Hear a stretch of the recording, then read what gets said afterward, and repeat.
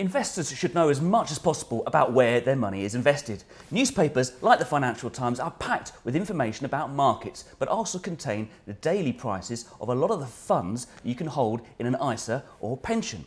But if you want more information about a specific fund, you should go online and look at its fund fact sheet. Fund fact sheets are available on fund management group websites and on online fund supermarkets. They're a vital tool if you're researching funds to invest in or if you want an update on a fund you already hold.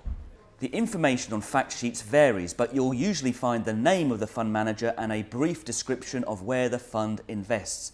The fact sheet will often contain a commentary from the manager on recent trading in the fund's markets and any key investments bought or sold. You'll also see the size of the fund.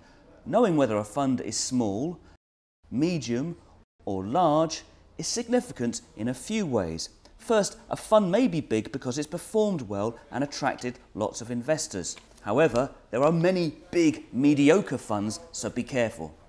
What constitutes big will vary from sector to sector. Generally speaking though, a fund over £1 billion will be big and anything under 50 million is small. On the one hand, a big fund can be more difficult to manage than a smaller fund. However, on the other hand, its costs will be proportionately smaller than a smaller fund.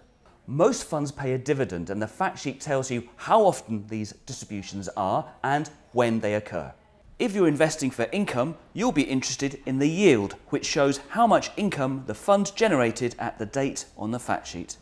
Yields are often quoted on an historic basis, using the income distributions the fund has made in the previous 12 months. There are other ways of quoting the yield, so check the small print for details. Crucially, you can also find information on the fund's investments. A fact sheet will nearly always show the fund's 10 biggest investments. The top 10 holdings often indicate what kind of a fund you're looking at. This fund holds a lot of stocks. It's well diversified with 132 holdings. Some more concentrated funds will hold 20 or 30 stocks. However, this fund is quite concentrated in that over half the fund is invested in the top 10 holdings. The geographical split of the fund is also instructive. If you're comparing global funds, you'll want to see how much they each have in the US, Europe and Asia, for example. Also, some UK funds can have more invested overseas than you might think. Similarly, a breakdown of the industries and sectors the fund invests in sheds more light on how the manager is spreading investors' money around. An interesting figure is how much the fund holds in cash. If this is more than 5%, it can be a sign that the manager is nervous about markets and doesn't want to be fully invested. Last but not least, a fund fact sheet will tell you how a fund has performed. Most fact sheets quote total return figures, which shows the return you get from reinvesting the income back into the fund.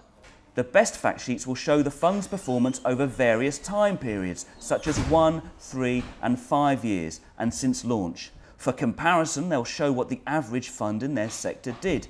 The sectors most commonly used are from the IMA, or Investment Management Association.